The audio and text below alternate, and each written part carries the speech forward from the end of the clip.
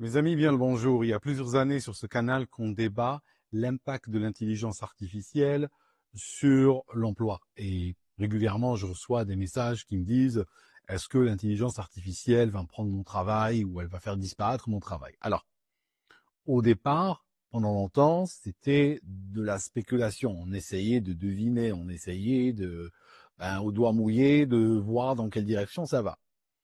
Aujourd'hui, on a un avantage énorme, c'est qu'on commence à avoir un petit peu de recul. Et là, il y a des études scientifiques qui sortent.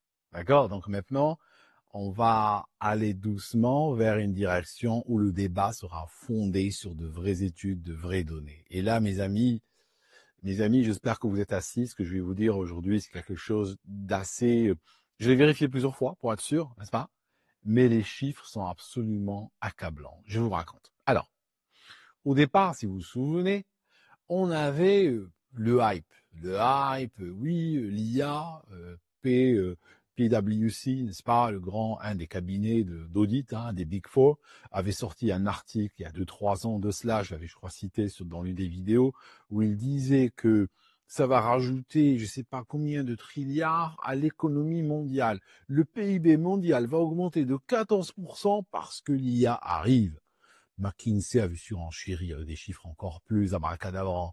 Il y avait le Forum économique mondial, il parlait de dizaines de millions d'emplois créés par l'IA, d'autres détruits, mais il disait, nous allons être gagnants. Donc ça, c'est des nouvelles qui tombaient régulièrement. Alors, aujourd'hui, parce que personnellement, j'ai travaillé dans la tech, et la tech, malheureusement, passe d'un hype à l'autre. Il passe d'un mot, ils vont prendre un mot-clé, ils vont par exemple te dire, oui, chez nous, on fait des systèmes qui sont hyper converged. Alors bon, après, tu vas l'entendre jusqu'à la nausée, hyper converged. Tu vas avoir 18 mois où tout le monde parle de ça, où il n'y a pas un meeting sans que quelqu'un place ce mot. Après, tu vas avoir, par exemple, blockchain. Alors, oui, nous, on intègre le blockchain dans nos frigos. Je veux dire, tu vas avoir tout le monde qui parle de blockchain. Et puis, voilà, je dis pas que la blockchain n'a pas ses mérites. De la blockchain, il n'y a plus personne qui en parle. Ça ne veut pas dire que c'est pas utilisé. Oui, c'est utilisé, mais pas dans les frigos. C'est utilisé là où elle doit être utilisée. Donc, en fait, si tu veux, ils prennent des concepts ou des inventions qui ne sont pas dénuées d'intérêt fondamentalement, mais ils vont tellement les tartiner parce que tout le monde veut surfer dessus. Parce que dans la tech, comme ailleurs d'ailleurs, tout le monde copie tout le monde. C'est ça, ils disent, telle compagnie, ils ont sorti leur produit next-gen, ils comportent tel machin, tel techno. Tout de suite, on veut la même chose. Voilà, parce que nous, quand on va parler aux clients, ils vont tout de suite nous dire, ah oui, votre concurrent a sorti le machin, donc on veut faire la même chose. Et il y a ce phénomène d'emballement. Alors quand tu rajoutes à cela les cabinets, les médias sociaux, tout ça, tout le monde rentre dans une frénésie, dans une ébullition, dans une surenchère, sans que personne ne sache vraiment. On est plus dans le mouvement de foule qu'autre chose. On est dans un mouvement de foule complètement irrationnel, en réalité, comme le sont souvent malheureusement les mouvements de foule. Et quand on commence plus tard à froid, sans passion, sans préjugés, à regarder les données qui reviennent, là, c'est la catastrophe. Je vous donne juste un exemple tout bête. Une entreprise au Royaume-Uni chez qui j'avais acheté un bureau. Un bureau ces bureaux qui montent, qui descendent. J'avais mal au dos d'être assis tout le temps. Je me suis dit, bon, peut-être un bureau comme ça va m'aider. En réalité, ça m'a vraiment aidé. D'accord? Donc, je reçois le bureau, moi. Boîte, trentaine de kilos, machin. Je commence à le monter. Vous savez, on est tous devenus les supplétifs des usines chinoises. Donc, je commence à le monter. Je réalise qu'il manque un écrou. Ah oui. Le plan disait, il y en a 4. Dans le petit sachet en plastique, il y en avait 3. Bon, voilà. Je vais sur leur site et c'était le seul moyen d'entrer en contact avec eux. Il y avait ni email, le téléphone, tu appelles, vous avez besoin de support, appuyez sur 2, t'appuies, allez sur notre site web, /support, bon, il n'y a pas moyen. Tu arrives là, ils ont, bonjour, je m'appelle je sais pas comment, je suis un chatbot IA, je suis là pour vous aider. Et je suis plénipotentiaire, je veux dire, ce chat IA a tous les pouvoirs. Ok. Je commence à dialoguer avec la chose. J'explique mon problème. Il pose des questions. Après, il tourne en rond, il me repose les mêmes questions qu'il a posées avant. Bon, je me dis juste, t'énerve pas, tout ça, bon, on va pas hausser le ton, mais bon. Et au bout d'un moment, il arrive à un choix binaire qu'il me propose. Il me dit, vous voulez, soit je ferme le chat là maintenant, vous appuyez sur 1, je ferme le chat, c'est terminé, on va revoir, soit je vous envoie à notre bureau. Or, je l'avais expliqué 5 ou 6 fois précédemment que je ne voulais pas un autre bureau, que je voulais juste un écrou. Ah, j'ai dit, ben, envoie-moi un autre bureau. Mais c'était pas, parce que j'étais excédé. Ok, 2. Ok, j'ai envoyé un autre bureau. Je ferme la fenêtre, parce que c'est tellement absurde ce qu'il me disait que, sincèrement, je ne m'attendais pas à ce que 3 jours plus tard, on me sonne chez moi, il y a un camion, voilà, bureau, on me livre une deuxième boîte. Entre-temps, moi, j'avais déjà été dans une quincaillerie, j'avais montré les écrous en question. Pour 50 centimes, j'en avais acheté un, j'avais déjà monté le bureau. Donc, je me retrouve avec un deuxième, n'est-ce pas? Alors, je voulais le rendre. Mais pour le rendre, tu veux parler au même chat. Donc, ce qui se passe, juste pour te dire, c'est que on veut la rentabilité. On va chasser des humains. On remplace de l'IA, sauf que l'IA est en train de balancer des meubles à droite à gauche. L'IA pour un plan qui manque, hein, quelqu'un a dit dans dans le plan pour monter ma chambre à coucher, la page 25, elle manque, on lui envoie une nouvelle chambre à coucher. Là, il y a un camion qui revient avec 2-3 personnes à l'intérieur qui vont sortir la chambre à coucher parce qu'il manque un papier.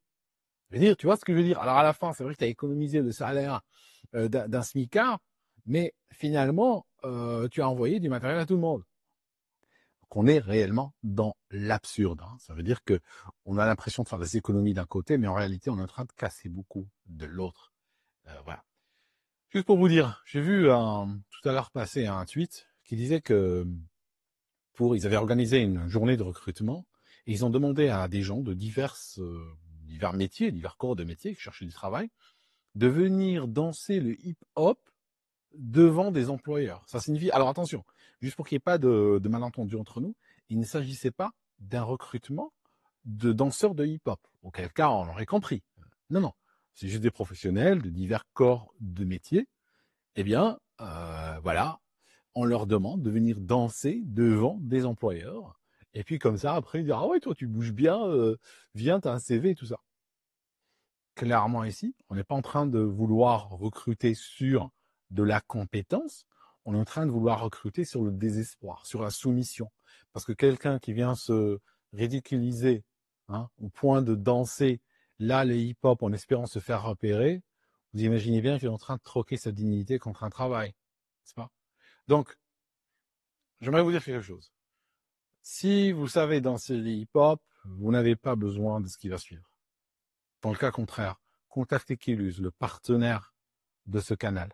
Je travaille avec eux depuis très longtemps, je les connais très bien. C'est une organisation basée en France. Ils aident les gens à soit trouver un travail, c'est un accompagnement pour soit trouver un travail, soit changer de travail. Si on est quelque part, on est coincé, on veut changer, ils ont des équipes qui aident les gens par un accompagnement jusqu'à ce qu'ils trouvent un autre travail. Ils sont pris en charge, dans certaines conditions, par France Emploi, France Travail en fait. Mon compte formation. Donc contactez-les de ma part. Le lien est dans le descriptif de la vidéo et le lien épinglé également. D'accord? Sinon, si vous dansez le hip-hop, comme j'ai dit, vous n'avez pas besoin de. Bon, revenons à notre histoire d'IA.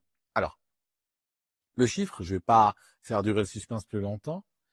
Le MIT, après avoir fait une étude sur 300 entreprises, a découvert que le taux d'échec, ça signifie le taux de projets qui ne délivrent pas de retour sur investissement, ça signifie qu'on a englouti l'argent mais on n'a pas gagné l'argent, eh bien sont de l'ordre de 95%.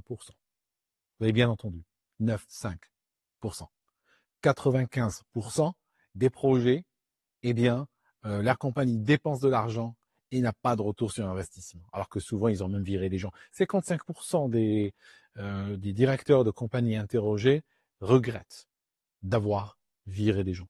39% admettent avoir viré du monde à cause de l'IA parce qu'ils se disaient, bon, on va ramener l'IA, ben, on va commencer à virer du monde, n'est-ce pas?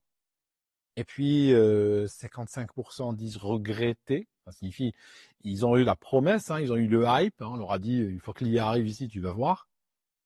Après, ils se retrouvent dans une situation, voilà, catastrophique. Donc, il n'y a pas que l'étude de MIT, il y a d'autres études. Alors, selon les études, ça peut être 75%, ça peut être 79%, ça peut être, mais on va résumer, la majorité, l'écrasante majorité, c'est pas 51%, donc l'écrasante majorité, jusqu'à la quasi-totalité des projets IA ne sont pas en train de rentrer dans leur argent. Ils ne sont même pas en train de rapporter de l'argent à la campagne. Au contraire, d'accord? Ils vont priver la compagnie de talents humains. Et aussi, si on va plus loin, on réfléchit à quel genre de société nous sommes en train de créer, vraiment. Parce que, ok, imaginons même que l'IA était efficace à remplacer l'humain. Qu'est-ce qu'on va faire? On va virer tout le monde, hein, on va mettre tout le monde au chômage, on va mettre des IA par exemple, il y a des gens qui disent, ah bah t'as vu les films, on n'a plus besoin d'acteurs, on n'a plus besoin de caméramans, de cadreurs, d'ingénieurs du son, d'ingénieurs de lumière, de monteurs, tout ça, on n'a plus besoin de tout ça, de décorateurs, machin, vous savez, les 300 ou 400 métiers qui tournent autour du cinéma, on n'a plus besoin de ces gens, que dire écrire sur l'IA, comme ça, et nous fabriquer un film, d'accord?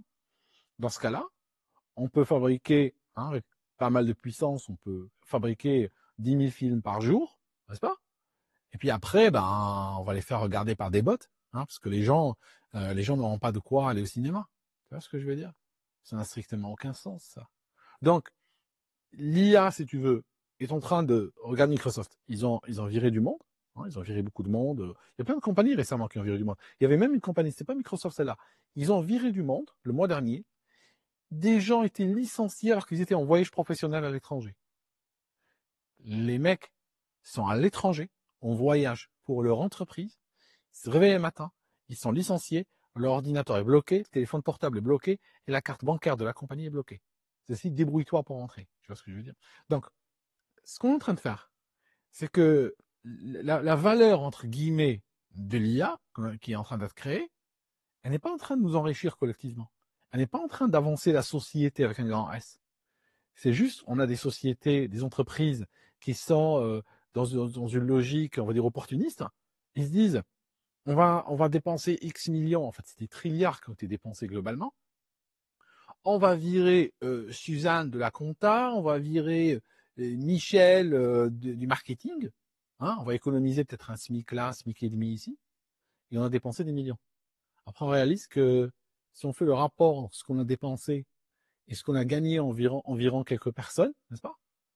On voit qu'il faut peut-être, je sais pas moi, 6 siècles pour entrer dans son argent. Et c'est pour ça que, comme dit MIT, 95% en sont revenus. Alors, bien sûr, l'IA peut aider des personnes, les gens que j'ai vus faire de l'argent avec l'IA et gagner leur vie avec, c'est des gens qui sont généralement des petites équipes, hein. C'est généralement soit des one-man show, donc une personne qui travaille toute seule, ou bien des fois 2, 3 personnes qui bossent ensemble. Et l'IA leur permet des fois de résoudre, de s'attacher à un problème pointu qui est connu qui est vécu ou expérimenté par des business, n'est-ce pas? Et après, créer une solution pour ce problème et aller résoudre ce problème-là. Et là, oui, ils se font de l'argent, effectivement. Ça permet de multiplier leurs efforts. Ça permet, par exemple, quelqu'un qui ne pouvait pas s'attaquer à un programme, à un script, avec l'IA, il peut obtenir de l'aide et le faire plus vite. Ça signifie qu'il peut faire des trucs que hier, il ne pouvait pas faire tout seul. Ou bien, ce qui pouvait lui prendre 18 mois et quelques années va lui prendre peut-être 3 mois, n'est-ce pas? Mais ça, c'est des cas individuels, des cas isolés, particuliers. Donc, il ne faut pas venir dire ici, oui, mais je connais quelqu'un ou je connais des gens qui font. Oui, oui, non, ça existe. Personne ne dit que ça n'existe pas. D'ailleurs, même le MIT, dans son étude, dit que 5% de ceux qui utilisent l'IA gagnent de l'argent. Ok, 5%, oui, une personne sur 20, il n'y a pas de problème. Mais l'écrasante majorité, c'est des trilliards qui sont dépensés et c'est rien en retour, quoi. D'accord? Que du vent. Donc, on est encore dans une situation avec du vent. Et là, encore une fois, on voit le hype de l'industrie. Toujours, c'est une industrie qui passe d'un hype à l'autre. Tout le temps, tout le temps, tout le temps. Vous connaissez, n'est-ce pas, les histoires qui viennent en tête, les entreprises qui parlaient une époque de blockchain, tout le monde veut la blockchain, tout le monde te parle d'hyperconverge, de machin. Toujours des mots qui sortent. Et des choses, des fois, des concepts qui ont leur valeur. Hein. C'est pas des concepts dénués d'intérêt. Mais ils ont leur intérêt dans certaines situations. Pas de manière tartinée partout parce qu'on se copie les uns les autres. Voilà. Merci mes amis en tout cas d'avoir regardé cette vidéo jusqu'ici. Rappelez-vous des partenaires du canal, ils sont vraiment efficaces. Je ne les recommanderais pas autrement, vous savez. Ils sont très efficaces. Contactez-les de ma part, le lien dans le descriptif de la vidéo ou dans le commentaire épinglé. Merci mes amis, on se voit dans la prochaine vidéo.